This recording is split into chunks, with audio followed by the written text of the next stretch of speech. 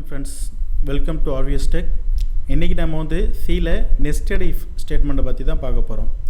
Nested அப்படிங்கிறது என்னென்னா, ஒரு இஃப் தென் எல்ஸுக்குள்ளே நம்ம வந்து இன்னொரு சிம்பிள் இஃப்யோ அல்லது இன்னொரு இஃப் தென் எல்ஸையோ அல்லது இன்னொரு இஃப் தென் எல்ஸ் லேடரையோ எதை வேணாலும் நம்ம வந்து எழுதிக்கலாம். அப்படி நம்ம வந்து எழுதுறது தான் நம்ம வந்து நெஸ்டடுன்னு சொல்லுவோம். இங்கே வந்து பார்த்தீங்கன்னா சிம்பிளாக ஒரு இஃப் தென் எல்ஸுக்குள்ளே ஒரு சிம்பிள் இஃப் மட்டும் எழுதி காட்டியிருக்கேன். இப்போ இந்த இடத்துல வந்து பார்த்தீங்கன்னா ஒரு இஃப் நான் வந்து எழுதியிருக்கேன். இப்போ இந்த இடத்துல இந்த கண்டிஷன் ட்ரூவாக இருந்துச்சு அப்படின்னா நேராக எனக்கு இதோடைய ட்ரூ பார்ட்டுக்குள்ளே வந்து என்ட்ரு ஆகும். என்ட்ரு ஆகிட்டு அகைன் இந்த இடத்துல கண்டிஷன் வந்து செக் பண்ணும். இந்த கண்டிஷன் வந்து ட்ரூவாக இருந்துச்சுன்னா அதோடைய ட்ரூ பார்ட்டுக்குள்ளே வந்து என்ட்ரு ஆகும். என்ட்ரு ஆகிட்டு டோட்டல் இப்போ இந்த ஃபஸ்ட்டில் இருக்கிற அந்த இஃபோடைய ட்ரூ பார்ட் எக்ஸிக்யூட் ஆனதுக்கு பிறகு நேராக அடுத்த ஸ்டேட்மெண்ட்டுக்கு நமக்கு வந்து போகும். அதே ஃபஸ்ட்டில் எழுதியிருக்கிற அந்த கண்டிஷன் வந்து ஃபால்ஸாக இருந்துச்சுன்னா நேராக எல்ஸுக்கு வரும். எல்ஸுக்குள்ளே நம்ம என்ன எழுதியிருக்கோமோ அதை எக்ஸிக்யூட் பண்ணோம். அதை எக்ஸிக்யூட் பண்ணிவிட்டு அடுத்த ஸ்டேட்மெண்ட் போகும். ஸோ இதில் இந்த இடத்துல வந்து பார்த்தீங்கன்னா ஃபஸ்ட்டோடைய ட்ரூ பார்ட்டுக்குள்ளே நான் இன்னொரு இஃப் கண்டிஷன்ஸ் நான் வந்து எழுதியிருக்கேன். அப்படி எழுதியிருக்கும் போது அதை எக்ஸிக்யூட் பண்ணிட்டு தான் அடுத்த ஸ்டேட்மெண்ட் போகும். நார்மல் ஏதாவது ஒரு ஸ்டேட்மெண்ட் மட்டும் ஸ்ட்ரைட்டாக எழுதி விட்டுறலாம். அப்படி இல்லை அப்படின்னா அதுக்குள்ளே இன்னொரு இஃப் கண்டிஷனோ அல்லது சிம்பிள் இஃபோ இஃப் தென் எல்ஸோ ஏதோ ஒரு இஃப் கண்டிஷன்ஸ் நம்ம வந்து எழுதிக்கலாம். எத்தனை வேணாலும் இப்போ இந்த கண்டிஷன்ஸுக்குள்ளே நான் இன்னொரு இஃப் கண்டிஷன் கூட நான் வந்து எழுதிக்கலாம். அப்படி ஒரு இன்னருக்குள்ளே நம்ம எத்தனை நாள் நம்ம வந்து எழுதிட்டே போகிறதான் நம்ம வந்து நெஸ்டடுன்னு சொல்லுவோம். ஓகேங்களா? இதுக்கு வந்து ஒரு சிம்பிள் ப்ரோக்ராம் பார்க்கலாம். நெஸ்டடு கான்செப்டில் வந்து இங்கே வந்து பார்த்தீங்கன்னா ஜஸ்ட்டு இந்த ப்ரோக்ராமுடைய கான்செப்ட் வந்து என்ன அப்படின்னா, யூசர்லேருந்து 3 இன்புட் நான் வந்து வாங்கிக்கிறேன், 3 நம்பர்ஸ் நான் வந்து வாங்கிக்கிறேன். அந்த நம்பர்ஸில் எது பிக்கஸ்ட் நம்பர் அப்படின்னு சொல்லி நான் வந்து கண்டுபிடிக்கணும். ஃபஸ்ட் நம்பர் வந்து ஏ, செகண்ட் நம்பர் வந்து பி, தேர்ட் நம்பர் வந்து சி அப்படின்னு சொல்லி வாங்கிக்கிறோம். இந்த 3 நம்பர் ஏபிசி நான் வந்து வாங்கிட்டு எது பிக்கஸ்ட் நம்பர்னு சொல்லி கண்டுபிடிக்கணும். ஸோ அதுக்கான ஒரு சிம்பிள் ப்ரோக்ராம் தான். ஃபஸ்ட்டு 3 வேரியபிள் நான் வந்து டிக்ளேர் பண்ணிக்கிறேன். பண்ணிவிட்டு பிரிண்ட்எஃப்பில் வந்துட்டு enter the value A, B and C அப்படின்னு சொல்லி கொடுத்துட்றேன். ஸ்கேன்எஃப்பில் வந்துட்டு 3 டேட்டாவுமே நான் வந்து வாங்கிக்கிறேன்.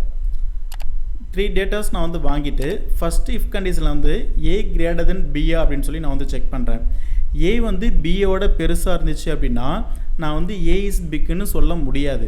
ஏன் அப்படின்னா இன்னொரு நம்பர் சி அப்படின்னு ஒன்று இருக்குது. ஏவை நான் வந்து பி கூட மட்டும் கம்பேர் பண்ணி பார்த்துட்டு ஏ இஸ் பிக்குன்னு சொல்ல முடியாது. ஏவை சி கூடயும் கம்பேர் பண்ணி சியை விடவும் ஏ பெருசாக இருந்தால் தான் ஏ இஸ் பிக்குன்னு என்னால் சொல்ல முடியும். அப்போ இந்த இடத்துல ஃபஸ்ட்டு கண்டிஷன் நான் வந்து ஃபஸ்ட்டு ஏவை நான் வந்து பி கூட கம்பேர் பண்ணுறேன். ஏ வந்து பியோட பெருசாக இருந்துச்சுன்னா இந்த கண்டிஷனுடைய ட்ரூ பார்ட்டுக்குள்ளே வந்து என்ட்ரு ஆகும். இதுக்குள்ளே என்ட்ரு ஆகும்போது இங்கே நான் வந்து இன்னொரு இஃப் கண்டிஷன்ஸ் நான் வந்து செக் பண்ணுறேன். இங்கே வந்து ஏ கிரேட்டர் தென் சியா அப்படின்னு சொல்லி நான் வந்து செக் பண்ணுறேன். ஏ வந்துட்டு பியோட பெருசாக இருந்தால் தான் இதுக்குள்ளேயே என்ட்ரு ஆகும். அப்போ இங்கே சியோடவும் பெருசாக இருந்துச்சுன்னா அப்போ இருக்கிறதுலையே ஏ தான் பெருசு. அப்போ இதோடைய ட்ரூ பார்ட்டில் வந்து ஏ இஸ் பிக்குன்னு எனக்கு வந்து சொல்லும். சப்போஸ் இந்த இடத்துல வந்துட்டு ஏ வந்து சியை விட வந்துட்டு பெருசாக இல்லை அப்படின்னா நான் வந்துட்டு கண்டிஷன் ஃபால்ஸ் ஆகும். ஃபால்ஸ் ஆகும்போது இந்த இடத்துல சி இஸ் பிக்குன்னு எனக்கு வந்து சொல்லிடும். இப்போ நமக்கு வந்து ஒரு கொஸ்டின் நமக்கு வந்து ரைஸ் ஆகலாம். என்ன அப்படின்னு வந்து பார்த்தீங்கன்னா, ஏவை நான் வந்து பிக்கஸ்ட் நம்பர்னு சொல்கிறதுக்கு முன்னாடி ஏவை நான் பி கூடயும் கம்பேர் பண்ணேன், சி கூடயும் கம்பேர் பண்ணேன். ஆனால் இங்கே சி இஸ் பிக்குன்னு நான் வந்து சொல்லும்போது ஏவை நான் சி கூட மட்டும்தான் கம்பேர் பண்ணியிருக்கேன். ஏவை நான் வந்து சியை நான் வந்து பி கூட கம்பேர் பண்ணவே இல்லை அப்படின்னு சொல்லி ஒரு கொஸ்டின் நமக்கு வந்து வரலாம்.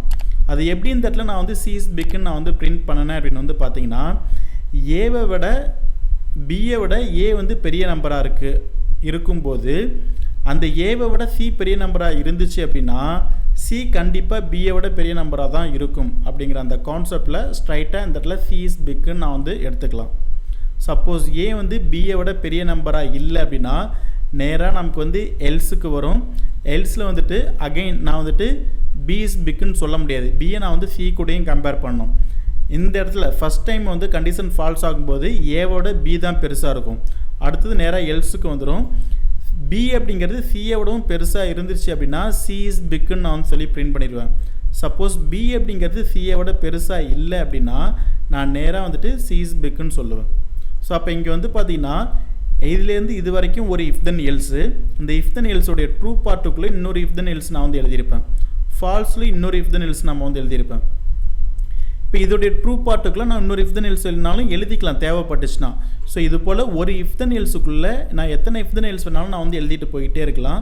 ஸோ இதை தான் நம்ம வந்து பார்த்திங்க அப்படின்னா if then else nested if then எல்ஸ்ன்னு சொல்லி நம்ம வந்து சொல்லுவோம். இப்போ இதை வந்துட்டு ரன் பண்ணி பார்க்கலாம். ஃபஸ்ட்டு வந்து பார்த்திங்க அப்படின்னா ஏ இஸ் பிக்கஸ்ட் நம்பராக நான் வந்து கொடுக்குறேன். ஏவுக்கு வந்து 44, பிக்கு வந்து 33, சிக்கு வந்து 22 நான் வந்து கொடுத்துருக்கேன். இதில் கொடுக்கும்போது ஏ இஸ் பிக்னு எனக்கு வந்து சொல்லிடும். அதே நான் வந்து பார்த்திங்க அப்படின்னா பி இஸ் பிக்கஸ்ட் நம்பராக நான் வந்து கொடுக்குறேன்.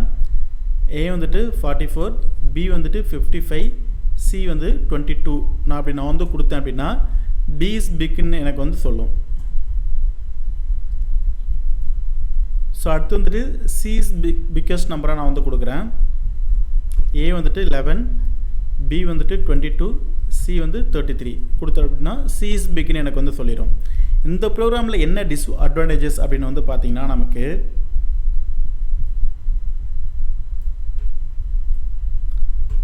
எல்லா நம்பருமே நான் வந்து ஈக்குவலாக நான் வந்து கொடுக்குறேன். ஆல் நம்பர்ஸ் ஆர் ஈக்குவலாக நான் வந்து கொடுத்தேன் அப்படின்னா இப்போ இங்கேயும் எனக்கு வந்து சி இஸ் பிக்னு தான் எனக்கு வந்து சொல்லும். ஏன் அப்படின்னா ஸோ இந்த இடத்துல கண்டிஷன் வந்து செக் பண்ணும் ஃபால்ஸு, நேராக இங்கே வந்து கண்டிஷன் வந்து செக் பண்ணும் ஃபால்ஸு. அப்போ சி இஸ் பிக்கஸ்ட் நம்பர்னு சொல்லிடுறேன். எனக்கு எந்த நம்பரை விடையும் ஆக்சுவலி இங்கே நமக்கு என்ன சொல்லணும் அப்படின்னா ஆல் ஆர் ஈக்குவல் தான் எனக்கு வந்து சொல்லணும். எந்த நம்பரை விடையும் எந்த நம்பரும் பெருசு இல்லை. அப்போ இது மாதிரியான கான்செப்ட் நம்ம வந்து என்ன யூஸ் பண்ணோம் அப்படின்னா எல்ஸ் இஃப் லேடரை யூஸ் பண்ணி அங்கே லாஜிக்கல் ஆப்ரேட்டர்ஸ் நம்ம வந்து யூஸ் பண்ணால் இதுக்கு வந்து ஈஸியாக சொல்யூஷன் நம்ம வந்து யூஸ் பண்ணலாம். இப்போ எக்ஸாம்பிள் வந்துட்டு இப்போ இந்த இடத்துல வந்துட்டு ஏ வந்து பி கூடயும் கம்பேர் பண்ணுறேன், ஏவை வந்து சி கூடயும் கம்பேர் பண்ணுறேன். அப்போ இந்த இடத்துல ஒரு இஃப் கண்டிஷன், இங்கே வந்து ஒரு இஃப் கண்டிஷன்ஸ் நான் வந்து யூஸ் பண்ணுறேன். ஸோ இந்த ப்ராப்ளத்தை நம்ம வந்து சால்வ் பண்ணுறதுக்கு நம்ம வந்து என்ன பண்ணலாம் அப்படின்னா ஒரே இஃப் கண்டிஷனுக்குள்ளே ஏசி ரெண்டையுமே நம்ம வந்துட்டு ஏ வந்து பி கூடயும் ஏ வந்து சி கூடயுமே நான் வந்து கம்பேர் பண்ணி பார்த்துக்கலாம். ஸோ அந்த கான்செப்ட் நம்ம வந்துட்டு யூஸ் பண்ணும்போது அங்கே லாஜிக்கல் ஆப்ரேட்டர்ஸ் நம்ம வந்து யூஸ் பண்ணிக்கலாம். ஸோ அந்த ப்ரோக்ராம் அப்படின்றது எப்படிங்கிறது வந்து கிளியராக உங்களுக்கு எக்ஸ்பிளைன் பண்ணுறேன்.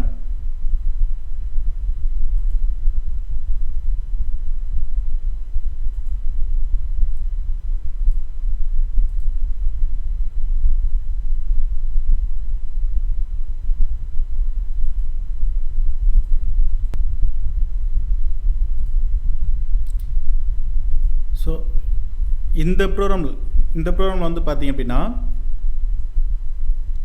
எல்ஸ் இஃப் லேடர் கான்செப்ட் வந்து யூஸ் பண்ணியிருக்கோம் அண்டு லாஜிக்கல் ஆப்ரேட்டர்ஸ். இப்போ இதில் வந்து பார்த்தீங்கன்னு வச்சுக்கோங்களேன் ஏபிசி 3 வேரியபிள் டிக்ளேர் பண்ணியிருக்கேன். பிரிண்ட்எஃப்ல வந்து enter the value A and B, A B and C நான் வந்து கொடுத்துட்டு ஸ்கேன்எஃப் வந்து 3 வேல்யூமே நான் வந்து வாங்கிக்கிறேன். வாங்கிட்டு ஃபஸ்ட்டு ஒரு இஃப் கண்டிஷனில் நான் வந்துட்டு செக் பண்ணுறேன். ஸோ இது வந்து பார்த்தீங்கன்னா கண்டிஷன் 1, இது வந்து பார்த்தீங்கன்னா கண்டிஷன் 2. நான் வந்து பிரிண்ட்எஃப்ல இது இந்த இஃபோடைய ட்ரூ பார்ட்டில் வந்து பார்த்தீங்கன்னா ஏ இஸ் பிக்குன்னு நான் வந்து சொல்கிறேன். ஏ இஸ் பிக்குன்னு நான் வந்து சொல்லணும் அப்படின்னா ஏ அப்படிங்கிறது பிஏவோடவும் பெருசாக இருக்கணும், சிஏவோடவும் பெருசாக இருக்கணும். அப்போ அந்த 2 கண்டிஷனை ஒரே இஃப்குள்ளே நான் வந்து எழுதுகிறேன். இப்போ இந்த ஃபஸ்ட்டு கண்டிஷன் வந்து ட்ரூவாக இருக்கலாம் அல்லது ஃபால்ஸாக இருக்கலாம். செகண்ட் கண்டிஷன் வந்து ட்ரூவாக இருக்கலாம் அல்லது ஃபால்ஸாக இருக்கலாம். ஆனால் ஏ வந்து பிஏ விடவும் சிஏ விடவும் பெருசாக இருந்தால் தான் ஏ இஸ் பிக்கு.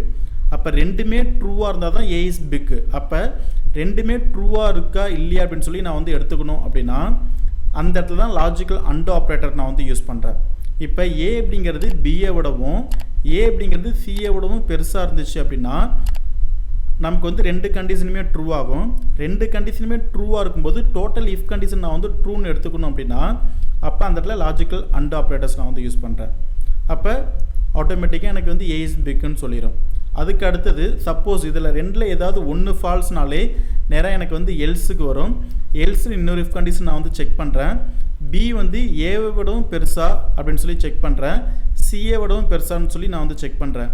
இந்த பி அப்படிங்கிறது ஏவை விடவும் சிஏ விடவும் பெருசாக இருந்துச்சு அப்படின்னா ஸோ 2 கண்டிஷனுமே ட்ரூ ஆகும்போது இந்த இஃப் கண்டிஷன் வந்து ட்ரூ ஆகும். ட்ரூ ஆனிச்சுன்னா பி இஸ் பிக்குன்னு நான் வந்து சொல்லிடுவேன். சப்போஸ் பி அப்படிங்கிறது ஏவை விடவோ அல்லது சிஏ விடவோ 2ல் ஏதாவது ஒன்று ஃபால்ஸாக இருந்துச்சுன்னா நேராக எல்ஸுக்கு வரும். எல்ஸில் வரும்போது சி கண்டிஷன் நான் வந்து செக் பண்ணுவேன். சி வந்து ஏ விடவும் பிஏ விடவும் பெருசாக இருந்துச்சு அப்படின்னா 2 கண்டிஷனுமே ட்ரூ ஆகும்போது டோட்டல் இஃப் கண்டிஷன் ட்ரூ ஆகும். சி சி இஸ் பிக்னு எனக்கு வந்து சொல்லும். சப்போஸ் எந்த கண்டிஷனும் எனக்கு வந்து ஃபால்ஸ் ஆகுது அப்படின்னா அப்போ எந்த நம்பரை விடவும் எந்த நம்பரும் பெருசாக இருக்காது. அப்போ ஃபைனலாக எல்ஸில் நான் வந்துட்டு ஆல் ஆர் ஈக்குவல் அப்படின்னு சொல்லி நான் வந்து பிரிண்ட் பண்ணிடுவேன்.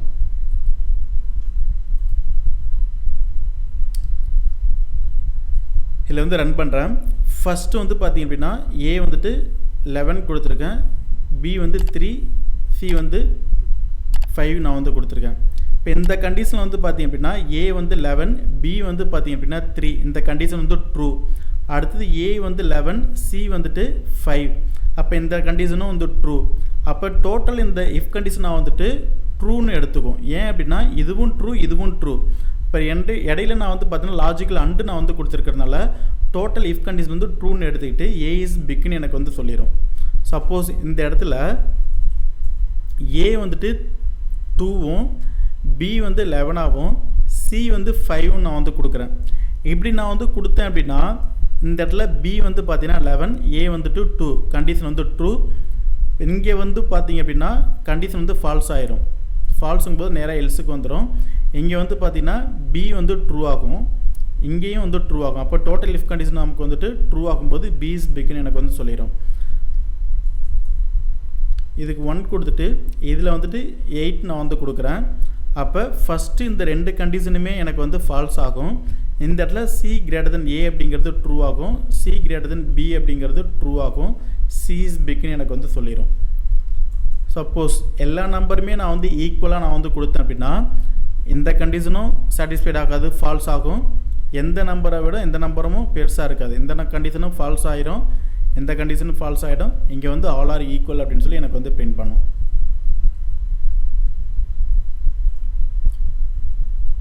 ஸோ இதில் வந்து பார்த்தீங்க அப்படின்னா எல்ஸ் இஃப் லேடர் ப்ளஸ் வந்துட்டு லாஜிக்கல் அண்ட் ஆப்ரேட்டர்ஸ் நம்ம வந்து யூஸ் பண்ணியிருப்போம்.